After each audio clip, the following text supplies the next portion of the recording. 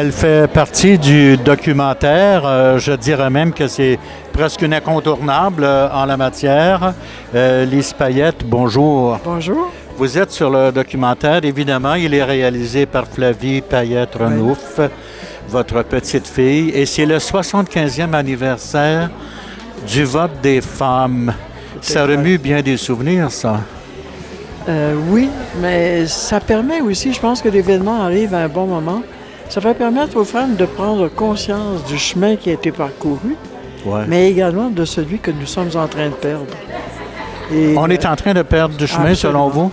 Il y a des acquis des femmes qui sont en train de disparaître à cause du comportement du gouvernement actuel.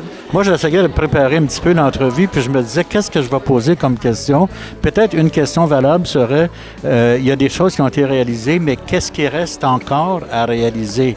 Et là, vous parlez de régression. Ce qui reste à réaliser, c'est l'égalité. Et l'égalité, même si c'est dans la charte, ce n'est pas vrai dans la réalité. Il y a l'égalité des salaires, non? Ce n'est pas vrai. Même si la loi existe, elle n'est pas appliquée. Alors, il y a encore beaucoup de femmes qui sont sous-payées par rapport à ce qu'elles devraient recevoir. Mais c'est en même temps un détail. L'égalité, c'est beaucoup plus que juste l'égalité des salaires. L'égalité, c'est l'égalité en tout. Oui. C'est de considérer que les droits des femmes, c'est comme les droits des hommes. Ce ne sont pas les mêmes toujours nécessairement, mais ils ont la même importance, disons. Ce qui n'est pas le cas dans le cas des femmes. On n'est pas rendu là du tout.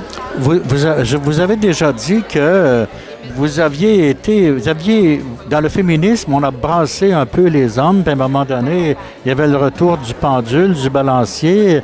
Vous vous êtes demandé si vous n'étiez pas allé trop loin et... Moi, c'est une question que je me suis posée au moment de Polytechnique. Quand Polytechnique est arrivé et que 14 femmes ont été assassinées par un gars enragé. Il avait choisi des femmes. Il avait choisi des femmes. Il avait sélectionné le groupe qu'il voulait atteindre. Et moi, j'ai vécu ça comme une remise en question. Est-ce que dans ce que j'ai dit, dans ce que j'ai fait, j'ai justifié un comportement comme ça? Et ça m'a habité pendant plusieurs mois. Jusqu'à ce que je trouve ma réponse qui est non. Ce n'est pas de ma faute à moi. Et c'est pas la faute des féministes non plus. Ces femmes-là ne faisaient que prendre leur place. Exactement, absolument. Et il y a encore des hommes enragés dans notre société.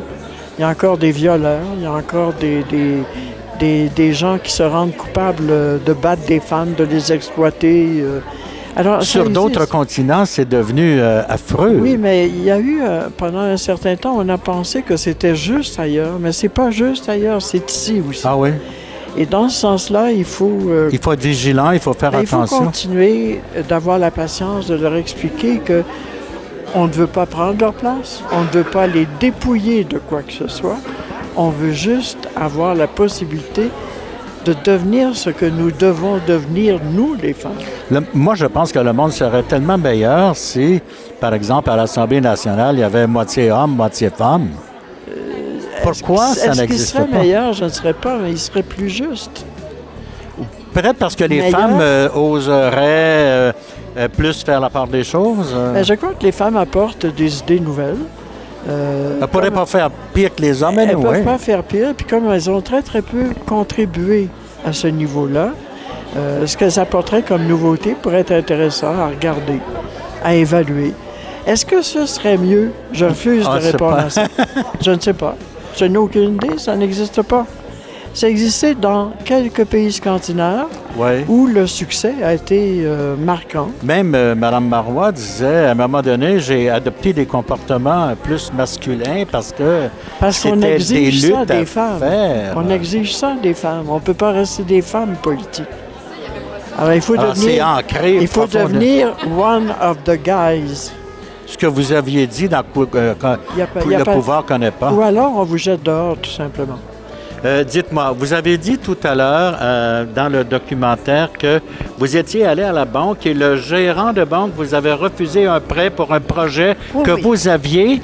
Et là, vous avez senti que le refus était à cause que vous étiez une femme. Monsieur. Oui, parce que juste la façon qu'il est assis, puis je lui explique mon projet, et puis Il dit non, madame, on fait pas ça ici. Tu comprends? Une banque fait pas ça, ben c'est pas vrai. Là, il me comptait un mensonge. Alors, c'est pour ça que je me suis levée et j'ai dit, regarde, si j'avais une cravate, une chemise blanche et des pantalons, vous auriez accepté. Vous avez jamais pris des vessies pour des lanternes, vous? Non, monsieur, j'aime pas faire rire de moi. Si Ouais. je fais le bouffon, je suis un bouffon, moi. Ouais. Je fais le bouffon, là, je fais rire le monde. Ouais. Hein? Ouais, ça me dérange pas. Mais- Mais faire rire de moi quand on travaille et tout ça, non. Vous en avez connu des difficultés, pas avoir de compte de banque, votre mère ne peut pas aller voter. Vous-même, j'imagine, vous ne pouviez pas aller voter? Non, j'ai vieilli. Là. Moi, chez ma mère, j'avais à peu près 8-10 ans dans ce temps-là. Quel âge aviez-vous en 1940, quand le vote des femmes? Ah, j'avais 12-13 ans. Ah oui? Ouais. Donc, vous avez toujours voté quand vous étiez... Après éligible. ça, après, j'ai été mariée. Ouais. Pas quand on était... Avez-vous souffert du fait... avez-vous, avec votre mère, quand vous vous êtes marié, est-ce Ouais. que vous deviez dire, jurer obéissance à votre mari? Comme Pas du tout. beaucoup de femmes? Pas du tout, monsieur. Non. J'étais pas une personne comme ça. Avec mon mari, je faisais tout ce qui... C'était un bon mari? Oui. Mais quand j'avais décidé de me marier, j'avais dit à mon père, tu fais venir mon baptistère de la Gaspésie, je suis une Gaspésienne. Et là, il dit oui. Alors, je les avais annoncés. J'ai dit, je me marie dans un mois et demi, en juin 1945. Fait que mon père baisse la tête et dit, écoute, je le sais. Alors, ta mère et moi, on pense que tu es un peu jeune pour te marier. Oui, mais je dis, papa, j'ai donné ma parole. C'est parfait. Respecte ta parole. Bon. Mais, je vais te dire quelque chose.